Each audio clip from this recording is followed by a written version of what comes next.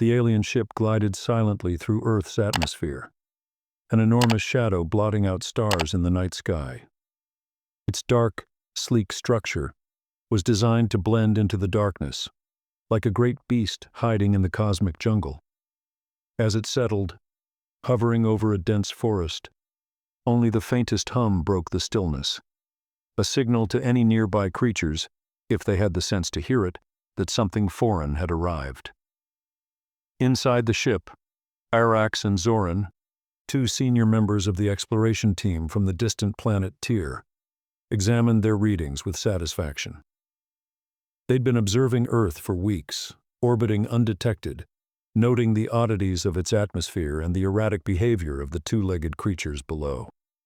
To the Tyrans, humans were as curious as any creature encountered in their intergalactic journeys, primitive yet oddly persistent, with strange emotional responses and unpredictable behaviors. Zoran, his pale skin glinting under the bright, clean lights of the ship, adjusted his visor. "Primitive, volatile, and easily controlled," he muttered, a hint of disdain in his voice. "They'll be simple subjects for our study. Hard to imagine they've survived this long on a world as chaotic as this." Arax nodded, her narrow, silvery eyes narrowing. She thought of the lush life on Tyr, structured and regulated, and of her upbringing, where emotion had been a weakness to unlearn. Yet they have adapted to this planet's strange dangers. "Their endurance may be of some scientific value," she replied coolly. The Tyrans believed themselves superior to all other forms of life. Their technology was unmatched, their minds trained to suppress unnecessary emotions. They were explorers and intellectuals, seeking to record and study life across galaxies. Earth was merely another example in their grand experiment. But a strange hum lingered in the air, a pulse, it seemed, emanating from the planet itself. Arax couldn't ignore it. Watching the dense greenery on her screen, she felt something stir, a tension unfamiliar and discomforting. "Let's begin the first phase," Arax said, shrugging off her discomfort. "Deploy the surveillance drones." The drones dispersed into the night, silent as shadows, scanning and recording every detail of Earth's surface. The Tyrans observed strange patterns in human behavior, the way they congregated in groups, their tendency to build shelters even when there was no immediate threat, their peculiar rituals and gatherings. Zoran snickered as he watched a particularly chaotic scene on a screen, a bustling city, humans crisscrossing each other, cars honking, lights flashing. "These creatures are astonishingly disorganized. It's a wonder they haven't destroyed themselves. Imagine if they had our minds. The planet would likely be pristine." Arax agreed, though a strange feeling gnawed at her. Watching the humans' chaotic patterns left her vaguely unsettled, almost haunted. She was trained to suppress these reactions, yet her fingers twitched as her eyes lingered on the erratic movements on the screen. Their technology was scanning for energy patterns, biological compositions, and electromagnetic frequencies, all in the hopes of gathering data for study back on Tyr. But for every reading that came back, there seemed to be an anomaly. "Did you notice that some of their bodily systems resist our scans?" Arax said, narrowing her gaze at the screen. Zoran shrugged, brushing it off. "Their bodies are riddled with microorganisms.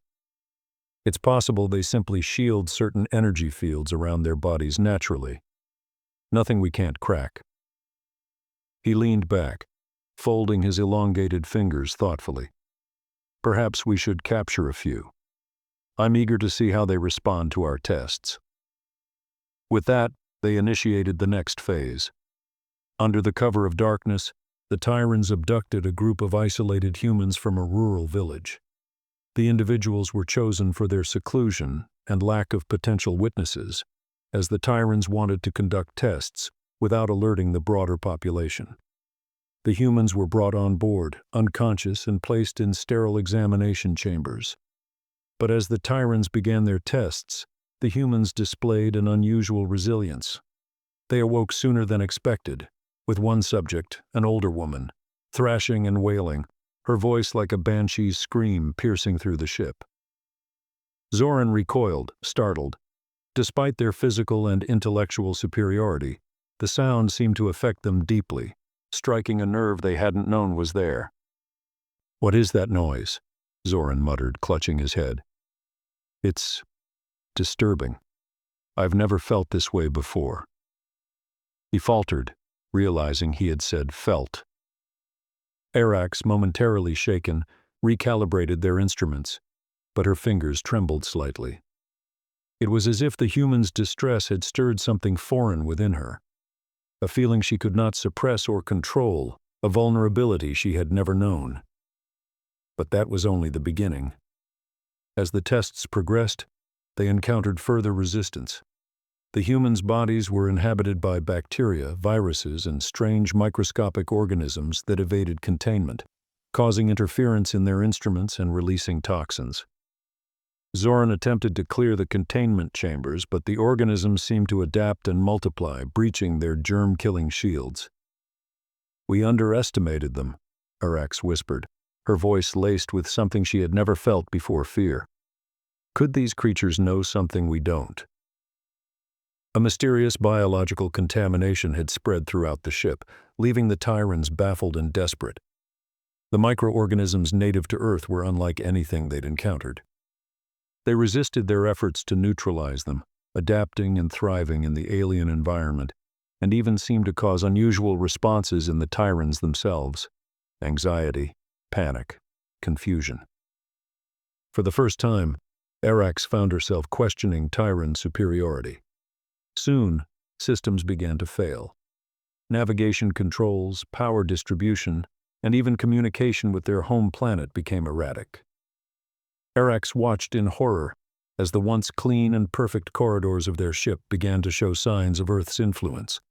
Strange creeping molds, rust-like stains, and an unshakable humidity.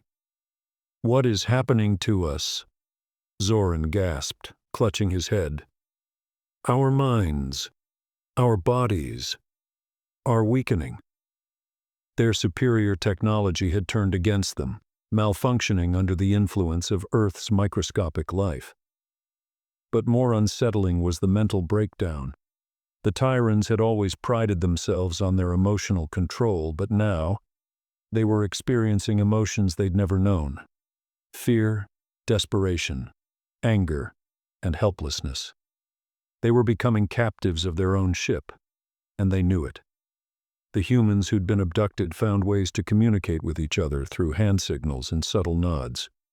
Despite their fear, they exhibited a surprising resilience. Jacob, one of the captives with a natural sense of leadership, whispered to the others, hatching a plan to fight back. They had observed the Tyrans' aversion to loud sounds and physical pain, and Jacob believed these weaknesses could be exploited. Desperate, Arax and Zoran attempted to launch the escape pod, but the human bacteria had spread to every control system.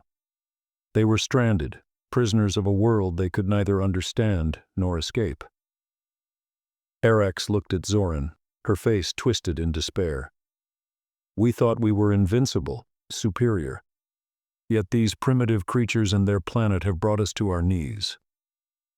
Zoran, weak and defeated, could only nod. He thought back to how dismissively he had viewed the humans' chaotic lives just days ago, how he'd believed they were nothing but study subjects. The irony stung. As the humans took control of the ship's bridge, they looked upon their captors with both curiosity and a newfound sense of power. They knew that they too were now explorers, venturing into the unknown. In a daring act, Jacob threw himself against the containment door, screaming at the top of his lungs. The shrill noise echoed through the chamber, causing the Tyrans outside to recoil and cover their ears. It was a sound they couldn't endure, a sound that seemed to penetrate their very core. The other humans joined in, each making as much noise as they could. It was a primitive, instinctual strategy, but it worked. The Tyrans panicked, and in the chaos, the humans managed to disable the containment fields. As they scrambled through the ship, the humans damaged control panels, overloaded circuits, and released more Earth-based contaminants they found in storage. The ship was quickly transforming into a prison, not just for the humans, but for the aliens as well. Months passed. The ship lay hidden deep within the forest, covered with vines and moss, a foreign relic swallowed by Earth itself. Arax and Zoran remained on Earth, blending into the background of the planet they had once looked down upon.